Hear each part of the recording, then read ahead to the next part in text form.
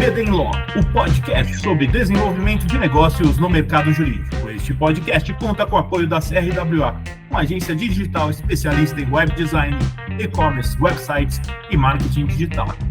CRWA, há 14 anos entregando performance e resultados de comunicação. TKRA Contabilidade, a contabilidade certa para o crescimento da sua empresa.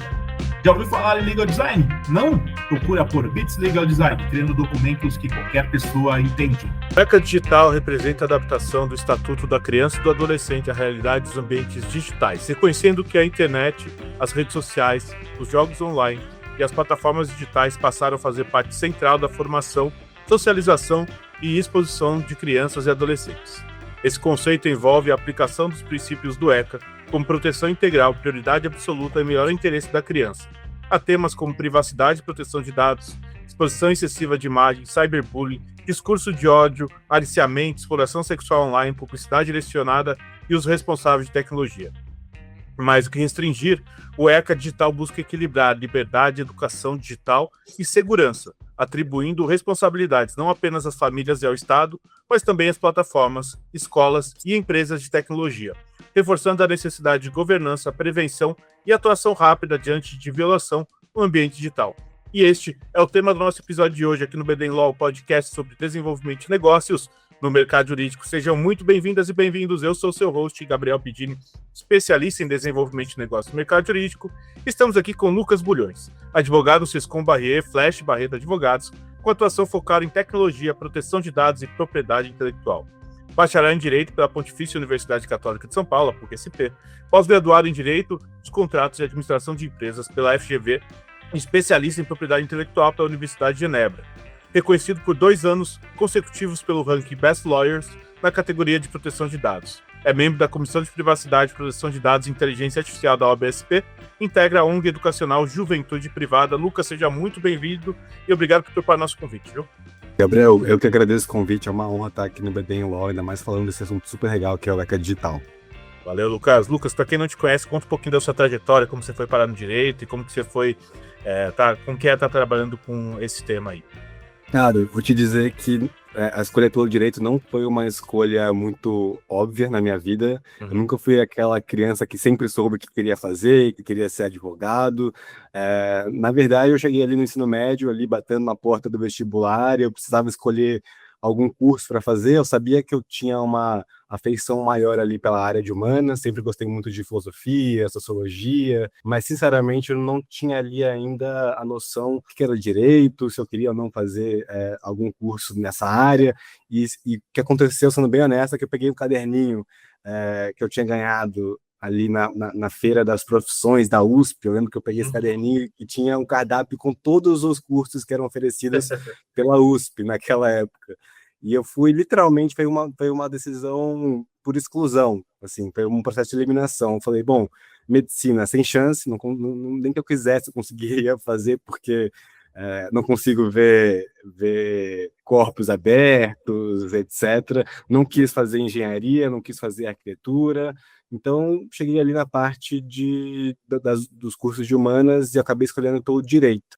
Mas vou te falar que não tem uma escolha muito fácil, não, porque eu sou o primeiro advogado do meu núcleo familiar, todo mundo é engenheiro, então, de certa forma, eu estou quebrando um certo padrão ali da minha família. E segundo, porque eu cresci em Piracicaba, né? Em Piracicaba não tinha muitos cursos de direito ali disponíveis, então fazer direito significava necessariamente sair da cidade, morar fora. Então foi o que aconteceu. No fim eu escolhi o direito, vim para São Paulo, vim cursar a PUC aqui em São Paulo.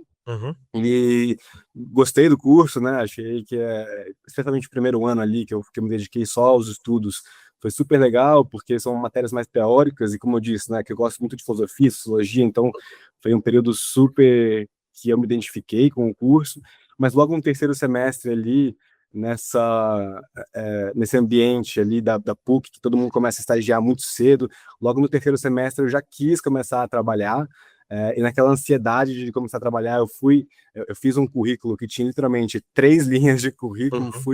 fui mandando para vários escritórios, sem muito critério de qual escritório, qual área, e acabei caindo numa área eu lembro que eu caí na área de recuperação judicial, isso lá em 2016. E, Caramba. cara, para uma pessoa assim que não sabia nem o que era trânsito em julgado, aí em recuperação judicial, com 19 anos de idade ali, tendo que lidar com administradora judicial, eu lembro que tinha acompanhar o processo da Oi, da falência da Oi, com dezenas de milhares de páginas. Eu lembro que foi uma área bem, bem maçante, foi uma experiência um pouco intensa, digamos assim, né?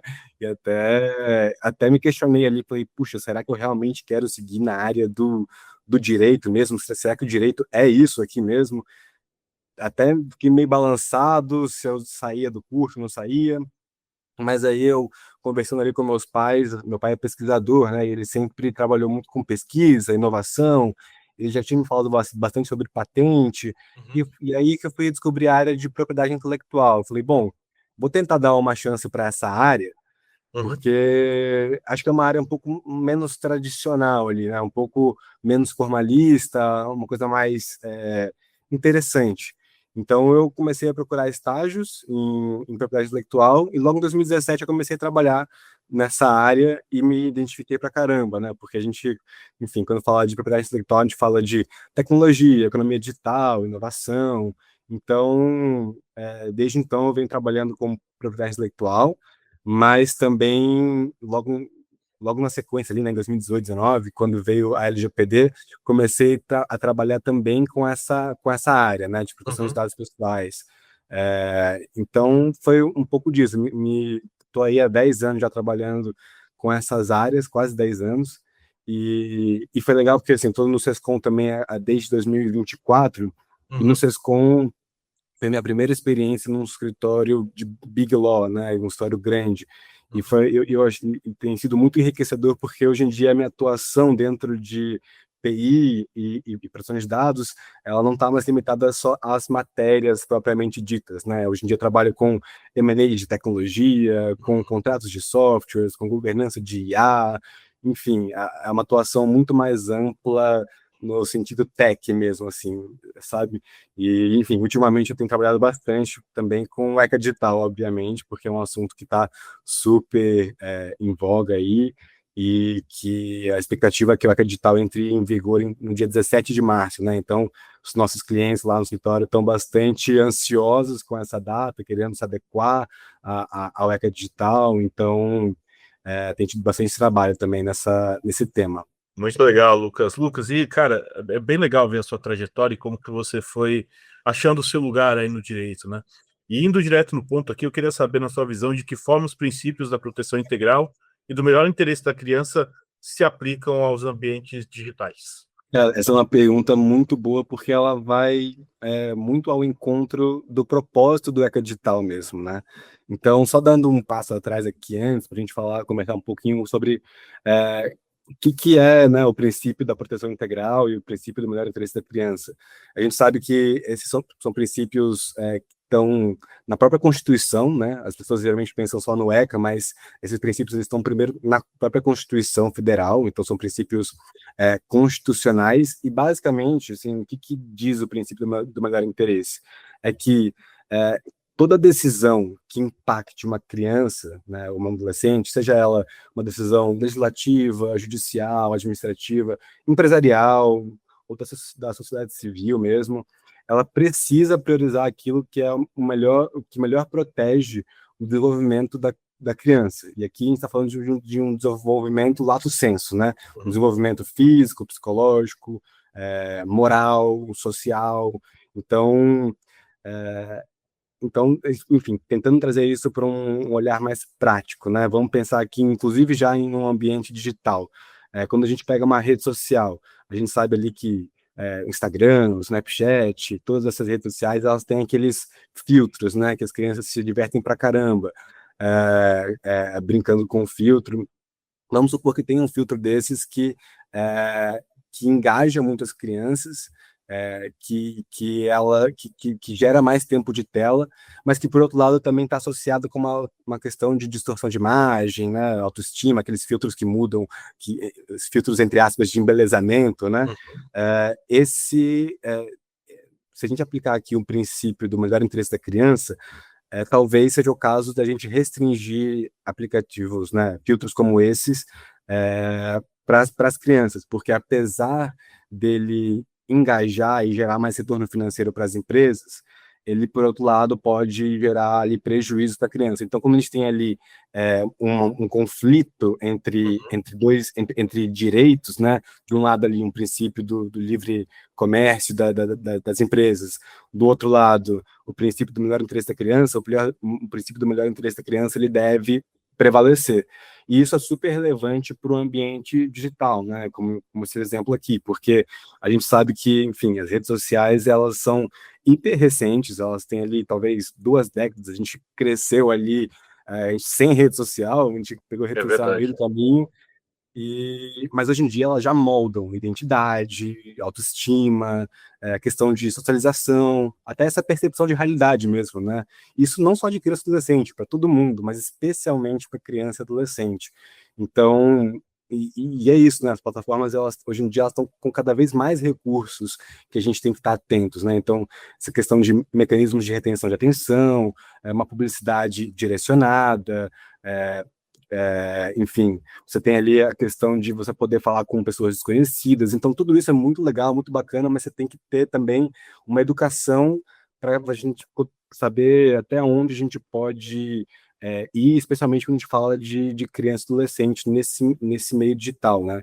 E, enfim, e aí tentando responder essa pergunta de maneira um pouco mais direta, o ECA digital, ele entra justamente aí para tentar tirar o princípio do melhor interesse do campo abstrato, dessa ideia do melhor interesse da criança, para transformar isso em uma obrigação mais concreta, né? Então, ou seja, não é só falar, é preciso considerar o melhor interesse aqui da criança nesse produto, nesse serviço. Não, a gente está falando aqui em obrigações realmente práticas que exigem uma de certa forma, modular o ambiente digital para proteger os direitos de criança e adolescente. E aí, tentando aqui trazer alguns exemplos do próprio ECA Digital, né? Como que a gente modularia ali o ambiente para transformar ele em algo mais seguro para as crianças? Primeiro ali que o ECA Digital traz, que é um tema bastante polêmico do ponto de vista técnico, né? A questão da verificação etária. Além disso, tem a questão de publicidade direcionada, que agora é proibida para o público infanto-juvenil. A gente tem ali uma limitação de design da plataforma que estimule o uso compulsivo. A gente tem proibição daqueles loot boxes, né, que é aquela caixa de recompensa. A gente tem uma exigência de supervisão parental. A gente tem uma possibilidade de juntar, de você vincular contas em redes sociais de menores com as dos pais. Enfim, são muitas as medidas que vão tentar tornar o ambiente digital mais seguro para as crianças no ECA digital. Mas tem um ponto aqui que é importante também a gente falar, Gabriel, que é o seguinte: você promover o princípio do melhor interesse da criança no sentido jurídico não significa que você vai estar atendendo ao interesse da criança no sentido literal, ou seja, a gente não vai estar fazendo ali a vontade das crianças. E eu digo isso porque teve não sei se você acompanhou, teve ali recentemente a revolta do Roblox, sabe?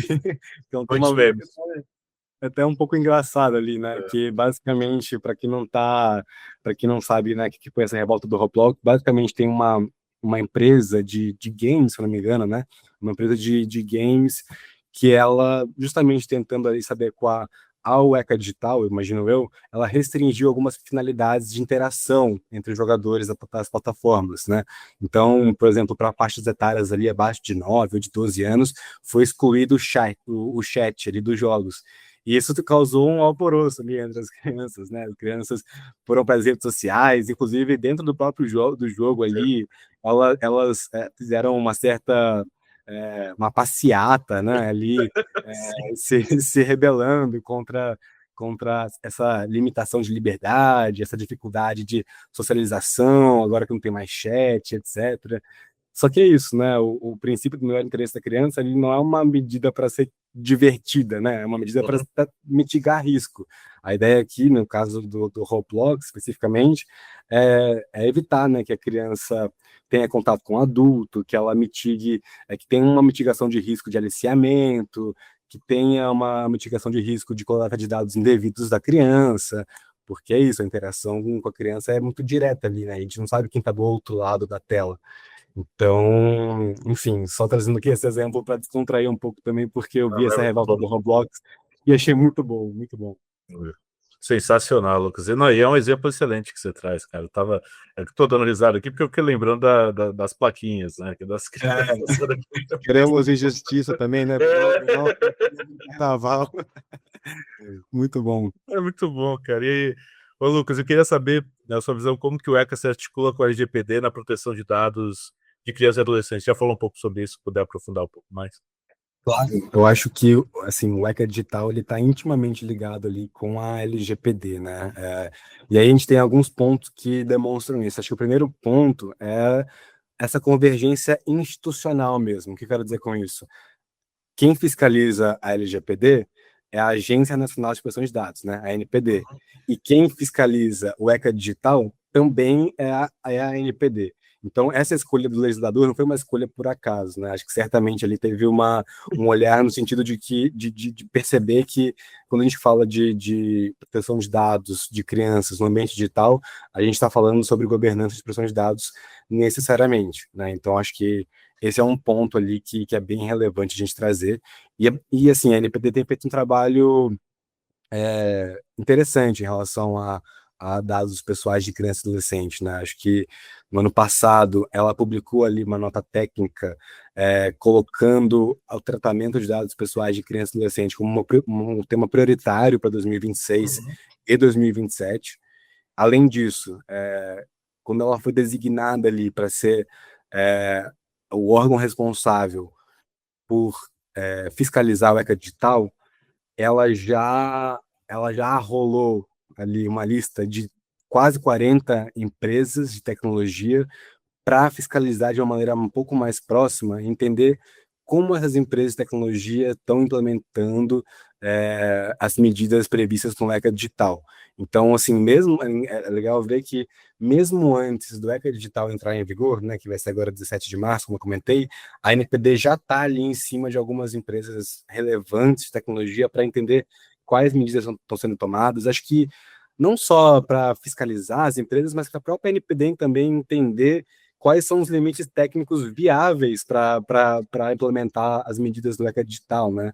Então, acho que, enfim, esse é um ponto relevante, né, que é a questão institucional. Se eu fosse trazer um outro ponto também, acho que seria a questão do privacy by design e o privacy by default, né? O que é isso? O privacy by design e o privacy by default são dois princípios de proteção de dados pessoais que estão muito usados ali.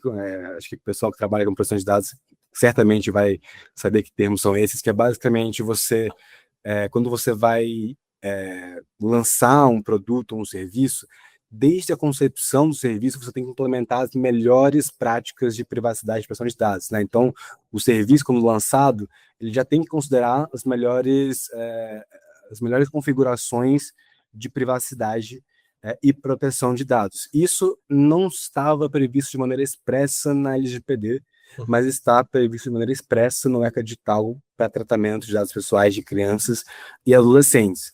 Então, isso é uma coisa super relevante, porque sai de um campo de boa prática, quando a gente fala de LGPD, e entra num campo realmente de uma obrigação legal, aqui nesse caso. E aqui pensando, né, tentando pensar num exemplo aqui, né, para deixar um pouco mais concreto para quem não trabalha com proteção de dados, o que seria esse privacy by design aqui no contexto, por exemplo, de uma plataforma de rede social de criança, né? Cara, vamos pensar aqui em política de privacidade. Quando a gente baixa uma política de privacidade, ninguém lê, né? Todo mundo sabe, né? A gente passa ali aquele documento todo, a gente só quer o botão aceitar e passa aquele documento. Então, é algo super ineficiente inacessível muitas vezes, porque tem uma linguagem muito técnica, muito difícil. E se a gente traz isso ainda para um aplicativo de criança, adolescente, poxa, aí sim que realmente você só quer que a criança coloque aceite, né? Então, uma medida, se eu não me engano, foi o YouTube Kids que fez isso, que eu achei muito interessante, que eles transformaram uma política de privacidade em um vídeo super ilustrativo, super lúdico, trazendo ali informações gerais sobre como o tratamento de dados pessoais seria feito sobre aquela criança no âmbito da plataforma, né? Então, esse, por exemplo, é uma medida de privacy by design que agora ela vai ser exigida das empresas, né? Isso aqui é um exemplo específico, não necessariamente vai ser aplicado para todas as empresas, mas é só para tentar ilustrar um pouco que a obrigação legal de proteção de dados é essa, trazida pelo ECA Digital, né?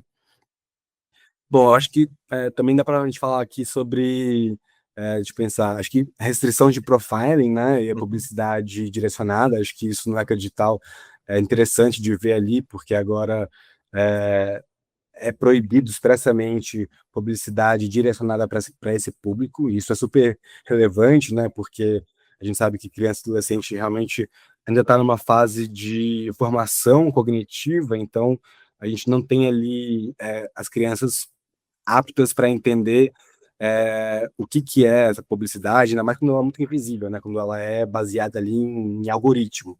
Então, realmente isso é um ponto relevante. Mas assim, eu estou trazendo um contraponto aqui também agora, né? Sim, por favor. Do ECA Digital, que tem gerado bastante polêmica. Isso a gente tem visto, inclusive, com nossos próprios clientes, é a questão do sistema de verificação etária, né? Porque, de fato, a gente precisa saber quem é criança, para a gente poder tratá-la como criança e aplicar as obrigações legais previstas na marca digital, mas a questão é como fazer isso, como identificar uma criança. Porque até então, a gente tinha aquele aviso nos sites, né, perguntando, você é maior de 18 anos? Aí você clicava sim e continuava usando o serviço, né? É óbvio que esse mecanismo não é muito eficiente, é zero eficiente no caso, e a ECA Digital chegou para falar, cara, isso realmente é proibido. A gente precisa que as empresas elas implementem mecanismos de aferição de idade robustos. Então, a aferição de idade por meio de autodeclaração não é mais uma opção. Isso aqui é proibido agora. Então, essa questão de, tem mais de 18 anos, esquece. Isso aqui não pode mais ser usado como um mecanismo legítimo de aferição de idade. Só que, ao mesmo tempo, nem o ECA Digital, nem a LPD até o momento detalharam quais mecanismos seriam considerados adequados, né? Porque aqui a gente entra num paradoxo muito grande, que é, beleza, não posso usar mecanismos simples, porque senão eu não vou estar, de fato, verificando quem é a criança. Ok, concordo com isso, mas ao mesmo tempo, se eu adotar um mecanismo muito rigoroso e complexo, por exemplo, exigir que biometria, exigir estimativa de idade, exigir subir documento na plataforma, a gente vai estar entrando aqui em conflito com o próprio regra digital em relação ao tratamento de dados pessoais de crianças. Às vezes você vai subir ali um monte de documento, informação sensível na plataforma, sendo que a própria ECA Digital diz que você tem que minimizar ao máximo possível o tratamento de dados pessoais de crianças.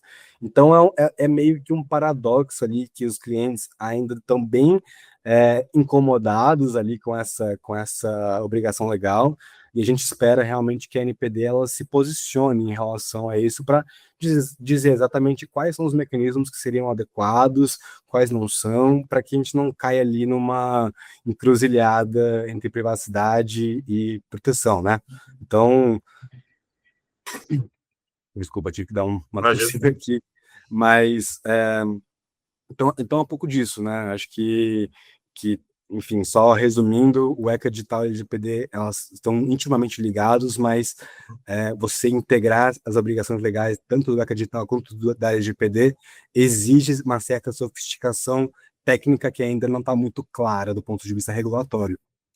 Tá muito legal, Lucas. E na sua visão, cara, até que ponto as plataformas digitais podem ser responsabilizadas por conteúdos que violem os direitos das crianças e dos adolescentes? Cara, essa é uma pergunta realmente muito boa. porque ela não, ela ainda está sendo discutida ali, né, no âmbito do STF mesmo. Então, Uhum. acho que para, enfim, dando um passo atrás aqui para a gente falar um pouquinho sobre isso, a gente tem que olhar ali para o Marco Civil da Internet, né, o artigo 19 ali do Marco Civil, ele traz a questão da responsabilidade de conteúdos de terceiros, né, é, no âmbito da plataforma. Então, o que diz o artigo 19 do Marco Civil? Basicamente se você, se a plataforma é notificada sobre um conteúdo que precisa ser removido, ela não tem a obrigação de remover, a não ser que tenha uma decisão judicial nesse sentido. E a grande exceção para isso são os casos de nudez e atos sexuais ali sem consentimento, né? Uhum. Então, até então a regra geral era essa, porque a ideia era proteger de maneira mais intensa possível a liberdade de expressão dos usuários. Então, enfim, só depois de uma decisão judicial, ou seja, o judiciário que teria ali a competência para dizer o que é ou não liberdade de expressão, o que é ou não um conteúdo que viole outros direitos. Então, esse era o cenário até recentemente. E eu digo recentemente por quê? Porque no ano passado o STF foi julgar aqui a constitucionalidade, né, do artigo 19, e ele considerou o artigo 19 parcialmente inconstitucional. Por quê? Porque ele acha porque foi entendido que da forma como as plataformas são estruturadas hoje, não tem como esperar o judiciário olhar para o tema, decidir e mandar a plataforma tirar aquele conteúdo. Ou seja, é uma morosidade que a gente sabe que não é compatível com a velocidade da internet, né? Enquanto o judiciário ele é mais moroso, a circulação de conteúdo é muito rápida, assim, quase que instantânea. Então a gente precisa de medidas mais rápidas. E foi nesse sentido que a exceção é, de derrubada de conteúdo pela plataforma, que antes era restrita à nudez, ela foi ampliada para envolver qualquer tipo de crime ou ato ilícito em geral. Então, a gente está falando aqui de plataformas sendo responsáveis não só por derrubar conteúdo de nudez, mas também derrubar qualquer conteúdo que possa ser considerado ilegal. E é legal entrar aqui, porque agora a gente entra um pouco no ECA digital, né? Que o ECA digital ele Uhum. incorpora um pouco essa lógica no contexto infanto-juvenil, né? Ali no artigo 29, ele repete esse entendimento recente do STF, dizendo que, em caso de conteúdo que viole o direito de criança e adolescente, as plataformas, assim que comunicadas, elas têm o dever de derrubar aquele conteúdo. Então, isso é bastante relevante. É legal que também tentando concretizar um pouquinho mais sobre o que é o conteúdo que viola direitos de criança e adolescente, o próprio Acredital, no artigo 6º ali da lei, ele traz ali um rol sobre quais situações seriam essas que configurariam conteúdo que viola direito de criança e adolescente. Então, isso é bem legal. E é legal também ver que o próprio Acredital tentando mitigar esse risco de uma certa censura, poder de censura ali das plataformas, né? Ele traz ali o direito de contraditório do usuário que teve conteúdo derrubado. Então, o usuário que teve conteúdo derrubado, ele tem que ter o direito de contraditório, seja no âmbito interno ali da plataforma, por algum canal de denúncia, algum canal de compliance, mas ele tem que ter esse direito de contraditório para explicar eventualmente que aquele conteúdo não deveria ter sido derrubado, que não viola o Uhum. direito de criança, e enfim. Então, enfim, mas só voltando à sua pergunta inicial, tentando resumir tudo, se a plataforma é notificada sobre conteúdo que viola o direito de criança e adolescente, hoje em dia ela pode ser responsabilizada civilmente, tanto na esfera judicial quanto na esfera administrativa, ou mesmo nas duas esferas. Então, inclusive o que a gente espera que a NPD faça aí a partir dos próximos meses. Muito interessante, Lucas. E Lucas, eu queria saber, cara, como equilibrar a liberdade de expressão e proteção da criança no contexto das redes sociais? Gabriel, essa realmente é uma pergunta ainda mais complicada, né? Porque a gente está falando aqui de uma linha muito tênue entre proteção e censura, né? Que era como a gente Uhum. estava comentando um Sim. pouquinho antes. Eu acho que tanto liberdade de expressão quanto proteção de dados, aliás, proteção de criança, são dois direitos fundamentais, né? Então a ideia não é um se sobrepor ao outro, né? É tentar de olhar de uma maneira um pouco mais casuística, um pouco mais, de fato, né, caso a caso ali, tentando equilibrar um pouco esses dois princípios, mas eu diria que esse equilíbrio ele passa muito por três grandes pilares, né, três grandes agentes, eu diria assim. Primeiro, as plataformas, segundo, o Estado, e terceiro, a própria família ali, né, da criança e do adolescente. Então, acho que a gente sabe que as plataformas estão sendo cada vez mais pressionadas para ter uma moderação de conteúdo cada vez mais proativa, como a gente comentou agora há pouco, né? Então, só que é aquilo que a gente falou. É complicado você exigir que a plataforma faça uma moderação de conteúdo, diga o que deve ou não ser derrubado ou não, sem critérios muito bem definidos. E eu não acho que a plataforma deveria ela própria criar esses critérios. E é aí que eu acho que entra o segundo pilar da pergunta, né, que é o Estado. Eu acho que o dever do Estado é justamente definir critérios muito claros, objetivos, previsíveis, assim, sobre quais conteúdos são ilícitos, quais não são ilícitos, para que a plataforma ela possa ser uma mera executora dessas regras definidas pelo Estado. Não ela própria definir por política interna o que deve ou não ser derrubado, né? Então, e é legal que o ECA Digital, né, trazendo aqui um pouco para o ECA Digital, ele dá um passo nessa direção, né? Porque, como eu disse, o artigo 6º do ECA Digital ele vai indicar quais são as situações que configuram violação de direito de criança e adolescente. Então, a ideia é, de fato, cada vez mais tentar destrinchar quais são essas situações que violam, que são violadoras, que precisam ser derrubadas da internet, para que a plataforma possa simplesmente identificar e derrubar aquele conteúdo, sem nenhum espaço para subjetividade ali. E, por fim, a gente fala aqui do terceiro pilar, né, que é a questão da família. Acho que nenhuma regulação vai substituir ali um acompanhamento dos pais. Acho que é muito importante que tenha uma educação digital dos próprios pais, mas também dos pais em relação aos filhos, né? Os pais ensinarem para os filhos quais são até onde é ok compartilhar a própria vida, até onde não é, até onde vai a liberdade de expressão, até onde não vai. E eu acho que isso entra, aqui a gente está falando muito de criança, mas a gente levar em consideração que os próprios pais também, às vezes, passam um pouco desse limite, como a questão do sharing, né? Eu acho que o sharing, que é aquele termo de que, enfim, os pais estão cada vez mais compartilhando as imagens dos próprios filhos, sem considerar que esses próprios filhos também têm ali um direito de imagem, um direito de construção da própria pegada digital, né, como a gente costuma dizer. Então, existe um equilíbrio muito importante ali de liberdade de expressão dos próprios pais quando eles estão ali publicando alguma coisa nas suas contas em redes sociais, etc.